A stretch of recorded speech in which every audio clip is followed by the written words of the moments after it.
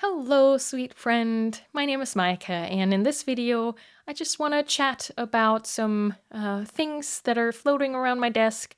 I have a new journal to show you, so that's really exciting. And I have some lovely, lovely journaling-related books that I want to share with you. But let's start with this cutie. This is my new journal, and I'm so excited about it. It is so cute.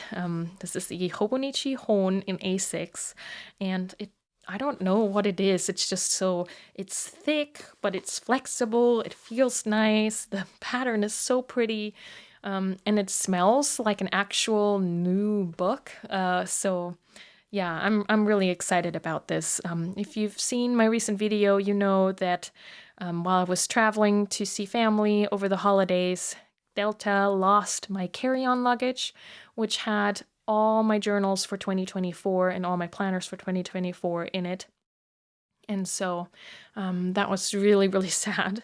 But I felt ready to buy something new, and pretty early on I realized that I was wanting the comfort of a known page layout. I had debated whether or not I was gonna switch to the Midori one day, one page, but yeah, I just kind of wanted the comfort of a known layout, but I still wanted it to feel different from the Avec that I had lost. And so, yeah, this is just different enough, I suppose, just simply because of being the whole year in one book and having the cover as it is. And then also, it's in English, which is cool, I suppose. But yeah, it's really, really cute, and I love it. And so I want to share with you just a little bit of the things that I've already set up in here. So when we open it up, usually I like to have some cute little comfort items in my covers, in the pockets. And since I'm not using a cover right now, I figured I'll use this leftover sticky pocket from a Hobonichi Weeks to stick some things in. I haven't fully decided yet what I want to have in here. In the previous journal that I had set up for 2024, I had put in a little card with some journaling prompts on there. So I think I'm going to do that again because I thought that would come in really handy on the days that I don't quite know what to journal about. So that might move in here again. And then because of the painful loss of my journals, I'm now going to have contact information in all of my notebooks, all of my sketchbooks, all of my journals. Usually, like my notebooks rarely ever leave my desk, and so I just never considered that a necessity. But I do travel internationally quite often because of having family, obviously. And so, yeah, I'm going to do that now. And so I just wrote down my email address because I figured that was the easiest way for somebody to get in touch with me without messing with international phone numbers or addresses that can change. Yeah, I think email is pretty reliable. Unfortunately, the writing smudged a little. It's like dripping down. I don't know exactly what happened there. It looks a little bit like a like in a scary movie. It's just like pulling down like that, but oh well, I think it's still readable. This is from a really pretty notepad with designs by Aiko Fukawa. And then I just added a little cat because I love cats. I need to add cats to everything. This is a design for next month's Cat Collage Club Collage Sheets collections. If you want to find out more about that, I'll have that linked below. So yeah, that's just how we open up in the book. And I do believe, I think the Hobonichi, they do actually have a sort of like contact sheet information page. But I don't know, I feel like that's a little bit too hidden. If somebody finds this, I want to have that information front and center, so yeah. And then here, I just decorated just a cover page for the journal to set the tone a little bit, just cute and whimsical and colorful. That's what I like my journals to feel like. And then I added a inscription. Is that the word, inscription? I've never done this before, but it's sort of like a motto for this journal that hopefully will also help me keep in mind why I'm keeping this journal, keeps me motivated, and also helps me figure out things that I want to capture on my daily pages. So this is saying, in pursuit of a life fully lived. So I'm gonna approach my daily pages slightly different this time around. So instead of being purely memory keeping or mostly memory keeping, I basically want this book to be about my ways or my pursuits of a life fully lived. So that can be memory keeping, the small little joys or the days when I feel like I have lived fully and enjoyed fully. But it can also mean that I keep quotes that really inspire me, or thoughts of other people that really spark something in me, and that kind of stuff. Or keeping track of books that I read, those kinds of things. But yeah, I just thought that was a really nice way to get started in this book. And then, yeah, nothing here. That's just the overview pages. I decided to still use this yearly overview as a movie tracker or TV show tracker. My husband and I love watching movies and TV shows, so that's quite fun. I started that last year, and no reason to change that. Same goes for the monthly overview pages. I like to do these daily highlight doodles, just little things that stood out to me from that day. I like seeing the month in this overview form. This is just something that I will keep on doing because I like it, and why change it. I haven't quite decided yet what I'm going to do with the turning the page to a new year. If you've seen my previous 2024 journal setup video, I had done this these cute little drawings of things I want to have more of in my life this year, like more walks, more dinners with my husband, things like that. But I didn't want to just recreate that drawing. That sort of felt, I don't know, it didn't feel quite right. So I'm still debating on what to do here.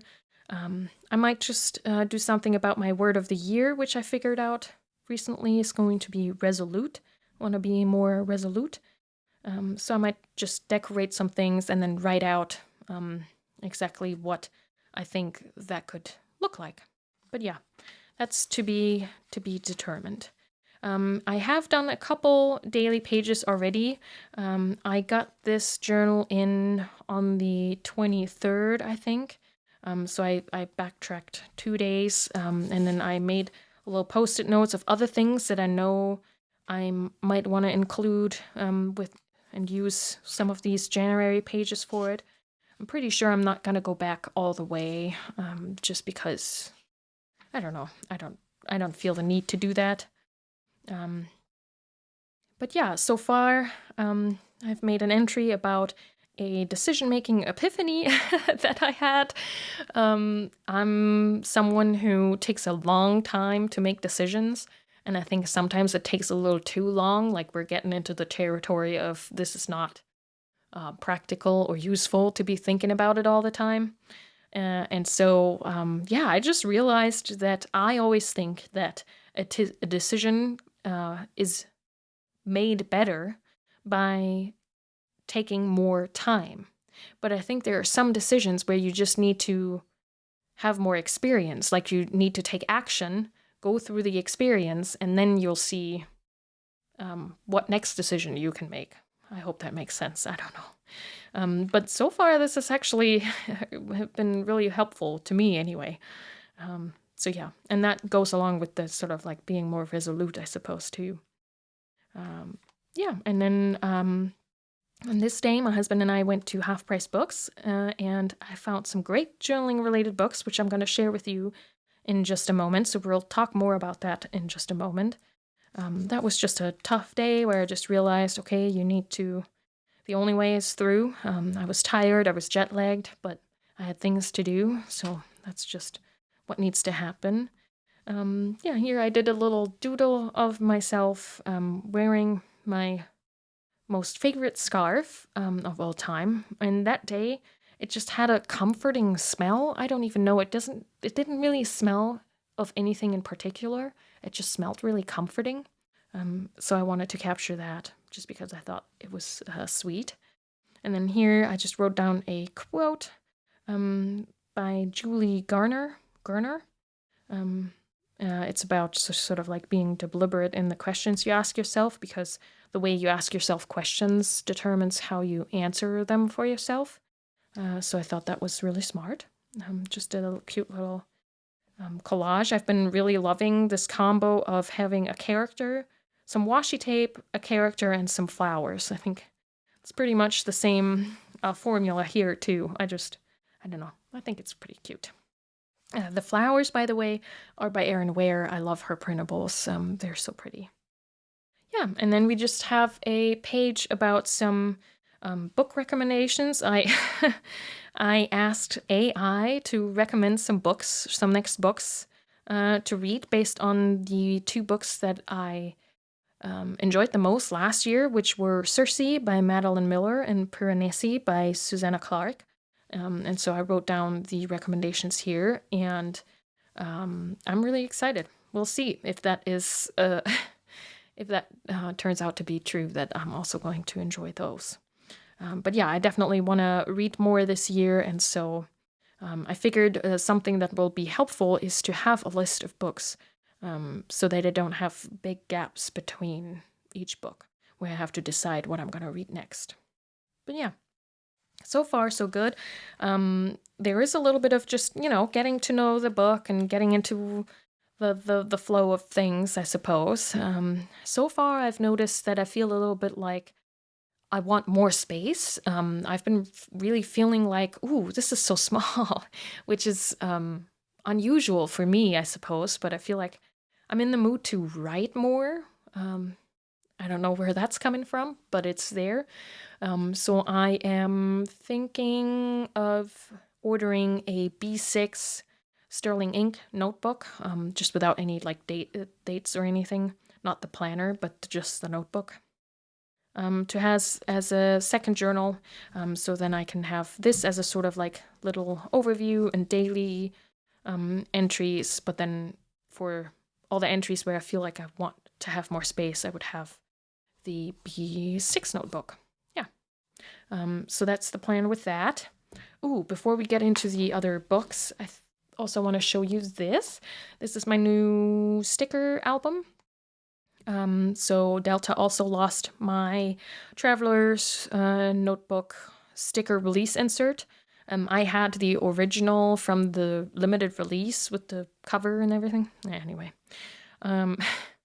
So I was about to reorder myself a sticker release insert, and then I was like, wait a second, you were already running out of space in that one, so why not get something else with more space in it? And so I found this on Amazon. It's A5 size, and it has 40 sheets, so 80 pages of sticker release paper, and it's really cute. So on the cover, or not on the cover, but on the first page, I put down this Doodalulu washi sticker because I thought that was a really cute way to decorate it. And then I've just started to cut out some PET tape and put in some of the stuff that I have around here. This is one repeat, fits perfectly on an A5 sheet. I want to cut out a second repeat, but I'm pacing myself because obviously this is a lot of cutting. There's another PET tape, more PET tape, and then I left some space, and then here I had a sample repeat from a Pion tape with these beautiful frames. I think the designs are really, really pretty. I find them really, really cute. If you've seen that on my page there where I used it, the paper is super white. Now, I mean, the Hobonichi paper is white. It's not cream like the Weeks is, but this is wider still. I don't know if it's showing up on camera. So that's the one thing about these. I mean, I'm glad that they're just using paper for this, so you can actually write on it. But yeah, it's a very cool white. So I'm not sure how I feel about that. But I'll use the sample and then I can decide if I want more of that. And then here I just have tons and tons of beautiful things made by Erin Ware. I'll have her linked below. I enjoy her printables very much. Yeah, so that is that. And I still have plenty space for more stickers. But yeah, this is a cool find. Do you use a sticker album, and are you cutting out your PT tapes in advance? I find that it really helps me use my stuff more if I do. So to me, it's worth the the work of cutting that out prior. Okay, now let's take a look at the books that I found. So these 3 books, usually I don't really find many things at half-price books. If you're unfamiliar with half-price books, I think it's sort of a combination of thrift books, so people can sell their unwanted media to them. But also I think they have some overstock items, so it's just secondhand, I guess. Secondhand books, but they're half-priced, so they're not necessarily always the best deal on everything. But it's convenient to go there, and they have also vinyls and CDs and DVDs, so it's kind of fun to go. But this day, I don't know, I just got really, really lucky, and there were some really serendipitous finds. So first of all, oops, sorry, shaking the camera. The first find was this, Journaling for Joy. Now, already the title was really appealing to me because that really resonates with me. I've said that before, even myself, that I think what I get the most out of journaling is that I get joy, just joy in working with stationery, but also I think it helps me find the things that bring me joy and cultivate joy in my life. This book is written by Joyce Chapman. It's from 1991, so it's a little older. But so I also didn't check if this was still in print or available somewhere. But it is chock full of really good journaling advice and journaling prompts. Just more in the lines of written journaling, long-form journaling. It seems like she's a big proponent of using your journal to realize what patterns are going on in your life and how you can break free of the ones that are not serving you and basically keeping you from living your most joyful life. So yeah, there's a chapter of just journal, what she thinks of journaling, how she approaches journaling, to keeping a daily log and how to use it to really inform your decision making, and taking daily entries as a way to realize things about yourself. There's just memory keeping. There's a whole chapter about lists and what kind of lists you can make, how to make them the most useful for yourself. There's a whole chapter on conversations to have in your journal, self-investigation, letter writing in your journal. It's just really, really cool, and I'm very excited to dive into this and not only read it, but also do the prompts and work with this book. Even though this is probably something that is a bit more private, I will keep you as updated as I can if that is something that you're interested in. I can definitely share my experience for sure with these kinds of journaling prompts. But yeah, a really, really good find. And then I also found this little book here, Reclaim Joy, a guided journal to discover simple pleasures every day. So 365 creative and mindful ideas. I bought this again for some journaling prompts, though some of these 365 ideas are actually things you should be doing, like stretches or things you can set up in your house to find more joy every day. So it's not all necessarily something you would do in a journal, but I'll just go through and find the stuff that is journaling based or journaling related. Maybe we can do some of these prompts together if you would like. But yeah, just a really cute book. And then this is maybe the most removed from journaling. This is The Happiness Project by Gretchen Rubin. I've been meaning to read this for a while now, and they had it for $2, so I was like, yep, that is coming home with me. I'm also currently reading the book called Happier by Tal Ben-Shahar. So I've been really on this on this kick of joy, happiness, just finding ways to make life more pleasant, I suppose. And I really enjoy that kind of content right now. I already started reading it. I feel like Gretchen Rubin is very easy to read, very entertaining. I think she's funny, but also she shares some really good quotes and systems. And so, yeah, I think this is going to be enjoyable. And I think there's going to be certain things that'll definitely be captured in my journals, from quotes to, there's also some things that I might actually copy into my planner system. I'll talk more about that once I actually set that up. But yeah, let me know. Have you read The Happiness Project by Gretchen Rubin? What were your thoughts? Was that something that you enjoyed and changed in your life?